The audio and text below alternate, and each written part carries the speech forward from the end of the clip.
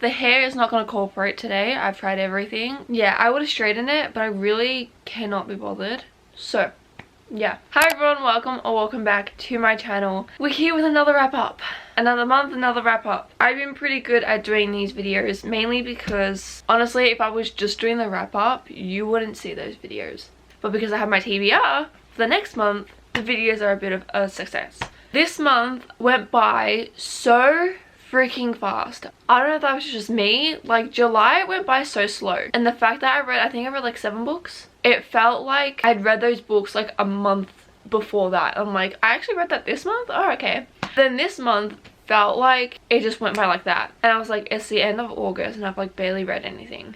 I read 4 books. All 4 books are actually in videos that I am currently filming, so you'll mainly see them after this video. So I'm not going to say too much about them because I do have all my thoughts and opinions in those ones, even though they're both spoiler-free videos. Do with that information what you will. So let's start with the first book. The first one that I read is All In, which is the 3rd book in the Natural series by Jennifer Lynn Barnes. If you know Jennifer Lynn Barnes or you think she sounds familiar, it's because she wrote the Inheritance games, which is her most popular series ever. But I feel like this series deserves all the hype that it should be getting because there's like no hype around it whatsoever. And I'm like, where has this series been? Basically, in these books, there are 5 teenagers who have these special abilities that are able to help the FBI with murder cases, which are either open cases or cold cases, or whatever one they want these kids to work on. Well, not kids, teenagers, whatever. And so the FBI hires these teenagers to help them because honestly the FBI in these books are absolutely useless. Every single book follows different characters'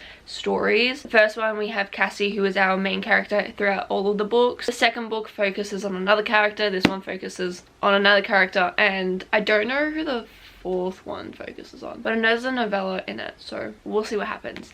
This one is set in a casino. There's a whole bunch of different murders that happen in these casinos, and obviously they need to figure out who's doing it, why, whatever. If you love Criminal Minds or NCIS, any of those kind of shows, mainly Criminal Minds, I would highly recommend these books. They are so good. I love Jennifer Lynn Barnes' writing. Her books are always so fast-paced, easy to read. Chapters are super short. They're not going to feel like they're dragged on and you feel like you're going through the book a lot quicker. But I rated this book 5 stars. Absolutely loved it. It was so good. The other books I think I rated around 4.5 stars, but I really enjoyed this one. You already know the characters, so it's a bit easier to get into the books. You just jump right into it. It's like, yep, what's the case? And then you try to figure out with them. Yeah, 5 stars for this book. Highly recommend. I love these characters so much. After reading All In, I was in a very thriller mystery mood, so I decided, why not,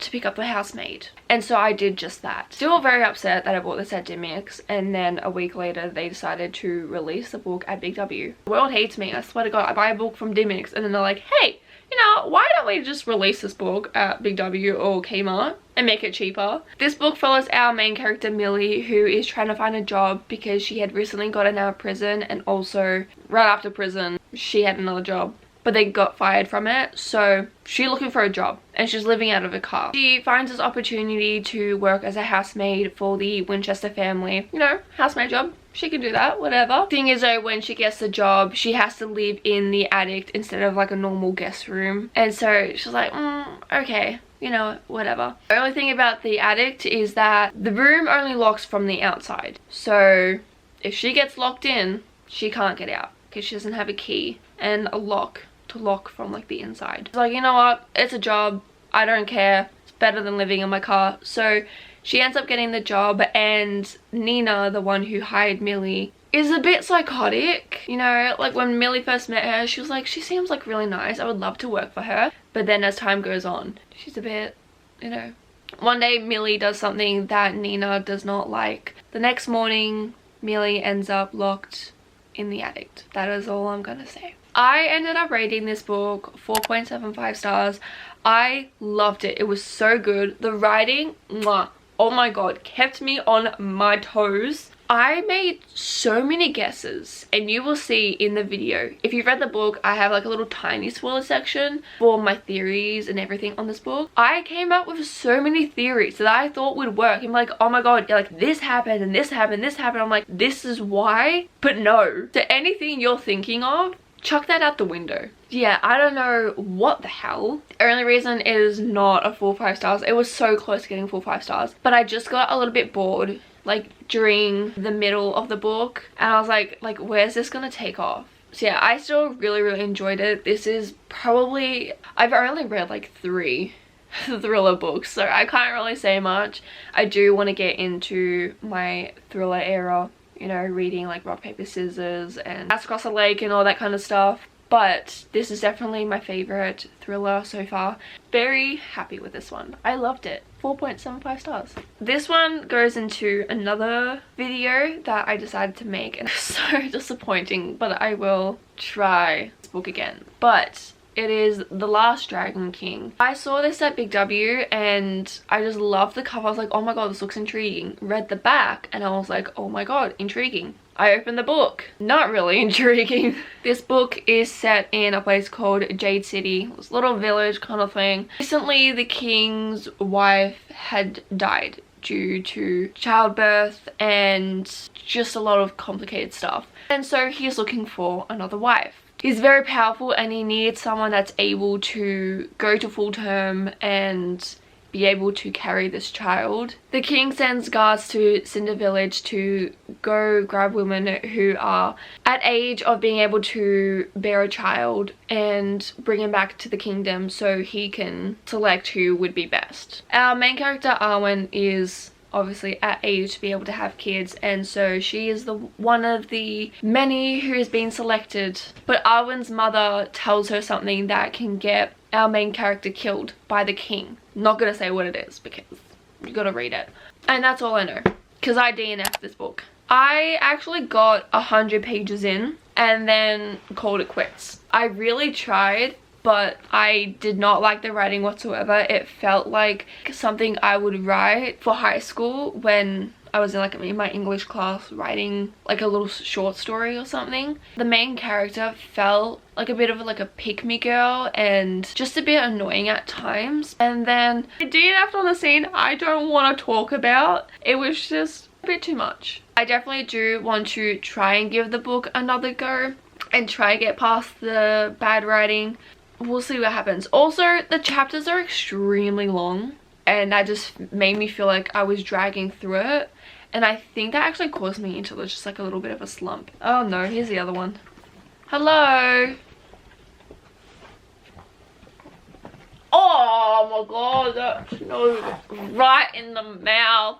Okay, last book that I read, I actually finished last night at like 12:30, and then I annotated the rest because I downloaded it on my Kindle. The 7 Year Slip by Ashley Poston. You might have heard that name. She wrote The Dead Romantics. I'm pretty sure that was her debut novel. But this is her new release, and I was so excited to get this book. I was like, yeah!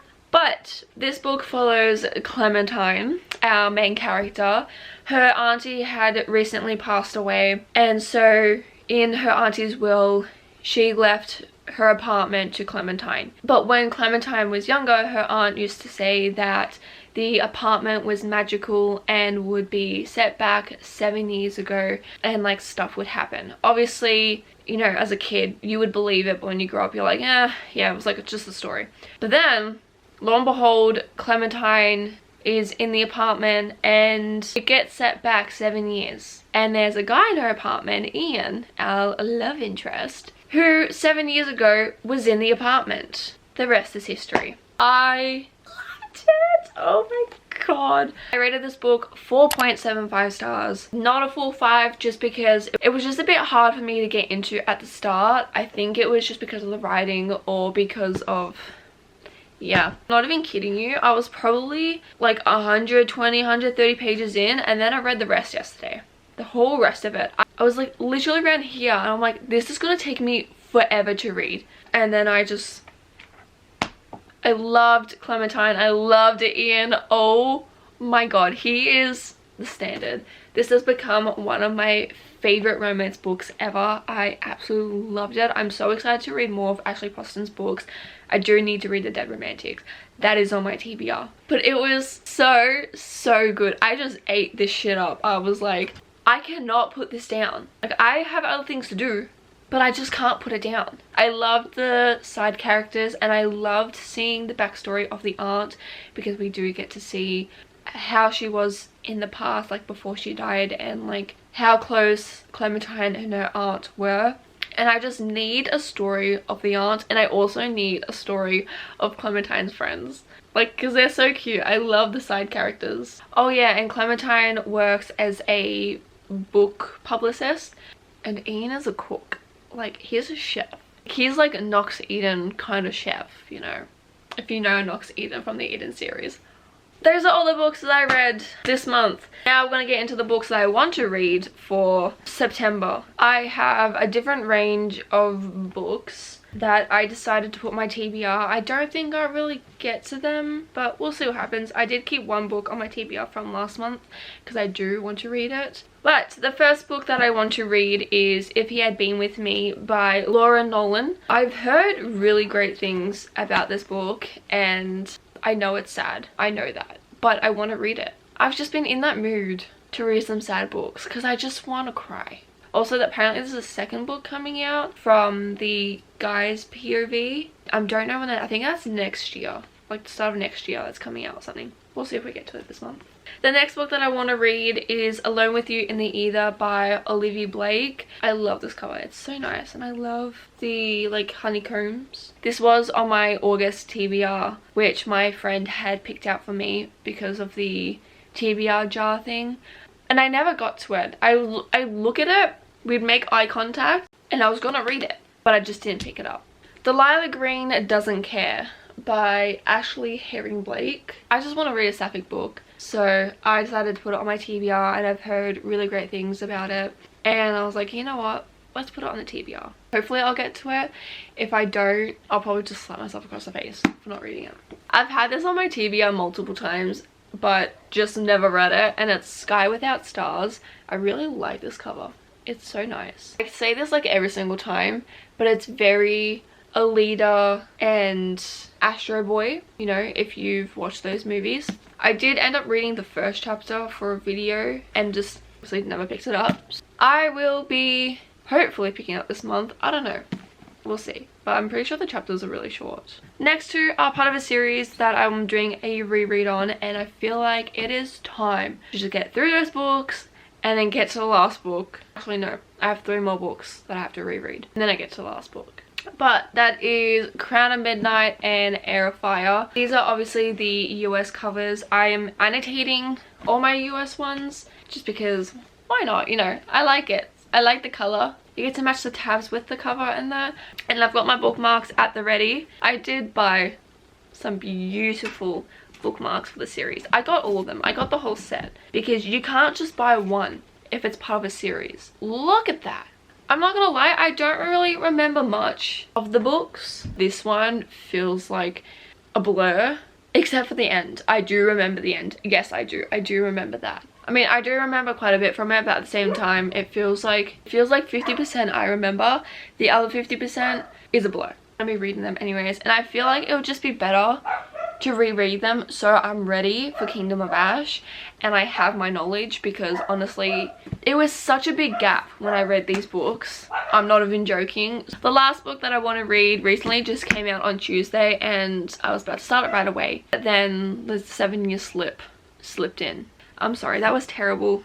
I was trying to find something that didn't come to me right away. But The Brothers Hawthorne, which is the new release, I'm so excited. It is huge. It's by Penguin House, so it's not the small versions like the UK ones have been released as, which I thought was going to be released like that. Nope.